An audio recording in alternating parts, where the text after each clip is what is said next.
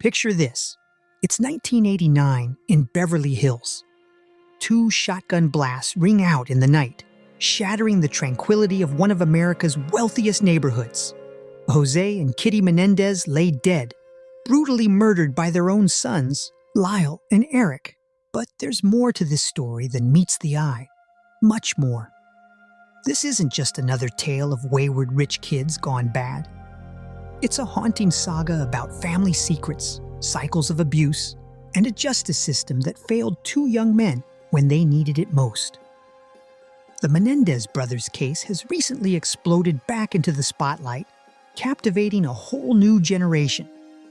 It all started with a polarizing 9-part series by Ryan Murphy, which dramatized the events leading up to that fateful night in 1989. While some criticized the show for blurring the lines between fact and fiction, there's no denying it reignited massive interest in the case. It even prompted Kim Kardashian to visit the California prison where the brothers are serving their sentences. But it was Netflix's release of a raw, unflinching documentary featuring interviews with Lyle and Eric themselves that really set the stage for a public reckoning. Suddenly, millions were exposed to evidence that the judge in their trial never allowed the jury to hear. Evidence of horrific sexual abuse at the hands of their father. On the steps of the same LA courthouse where the brothers were convicted nearly 30 years ago, a woman recently held up a sign reading, "35 years time served. Let them out." She's not alone in her support.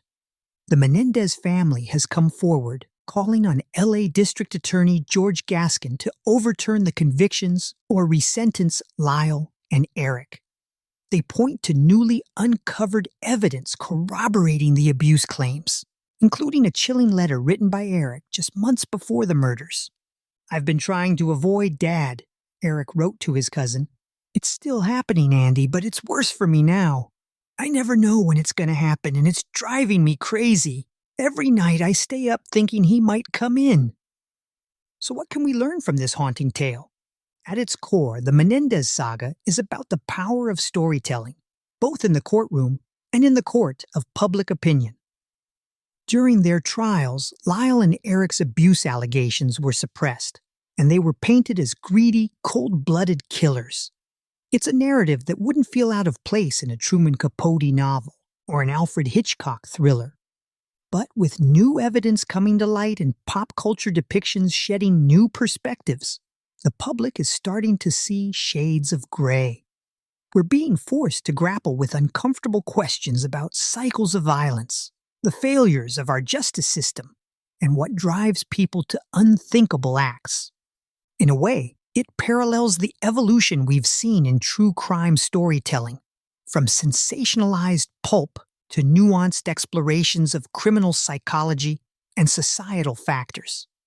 Think of the shift from Capote's In Cold Blood to Errol Morris's The Thin Blue Line or the Serial podcast. Ultimately, the lesson here is about the transformative power of empathy. When we hear stories that challenge our assumptions and make us see the humanity in others, we can't help but be changed.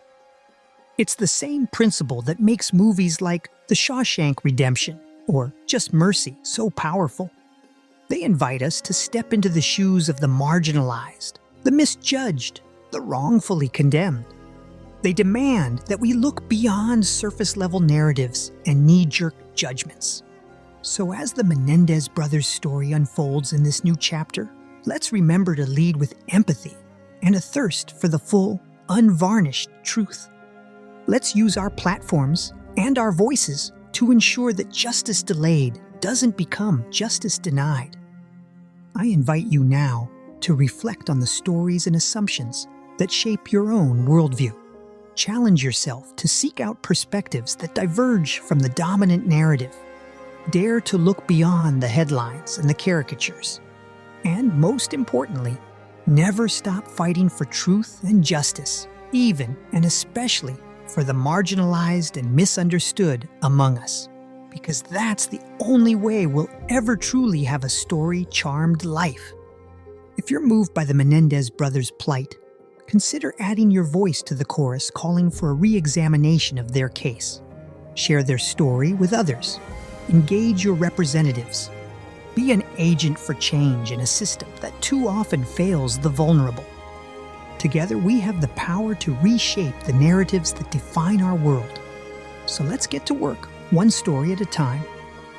Until next time, be well. Do extraordinary things and live a story-charmed life. If you know someone who is interested in leveling up their screenwriting abilities, please share this podcast with them because I've included a link to my Screenwriting Academy and award-winning course in the episode description. Have them stop on by, and I promise to take their writing and storytelling abilities to new heights.